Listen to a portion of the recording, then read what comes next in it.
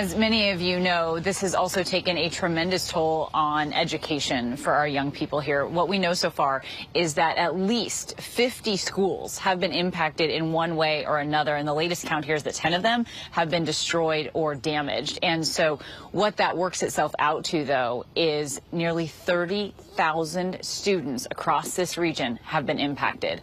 In Altadena specifically, the community here is mourning the Aveson Charter School. It was destroyed in the fires. The school served approximately 300 elementary school students, and some of those students also lost their homes, right? So they lost their school and their house. Joining me for more on this is Ian McFeet. He is actually the superintendent and executive director of the Aveson Charter School, and sadly, I'm talking about the second charter school that I've seen now destroyed in this area today. Thank you for being here with us, and tell us a little bit.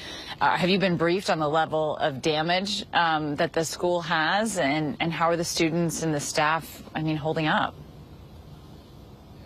Yeah, I have been briefed. I've actually toured the damage of both of our schools. We have two schools in the Altadena area. We have Aveson Global Leadership, which is a middle school, high school on Lincoln and Altadena Drive. And then we have the school, the pictures that you saw there, Aveson School of Leaders, which is actually on 1919 Pinecrest. So we have the two schools. The beautiful picture that you're seeing there is actually before the fire.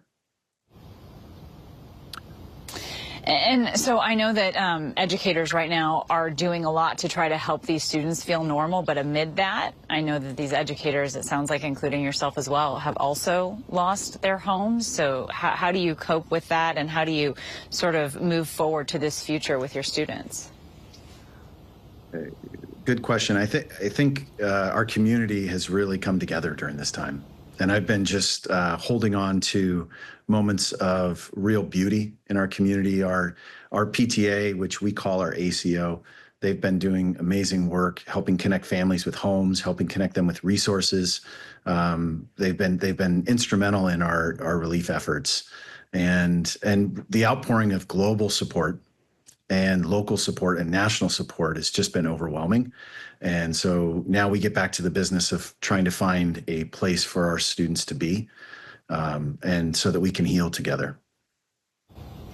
Yeah, I'm a little curious about those logistics, how they're working out, because I know that there is probably a huge effort here to try to keep the school going, to keep the community together, and to make sure that these kids are able to go to school with their classmates and in their own community still. So how does that look? Do you have any eye on a facility or anything?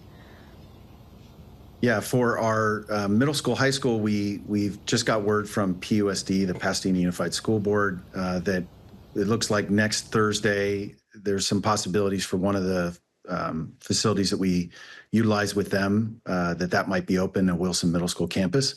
So that's information that we just received last night.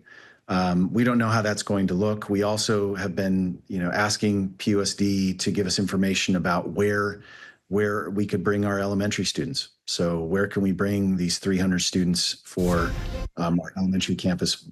Where do we bring them? And so that is what we're really focused on. We do have some private facilities that we're touring and trying to find space for our students, but the need is urgent, and that's our top priority. Yeah, it certainly is. I can speak from experience here. When we were evacuated, when my kids got to go back to school, it really did a lot for their heart and soul to see their friends. So thank you for all the work that you're doing to try to get these kids back to a little bit of normalcy. Ian McFeet, thanks for being with us. Thank you.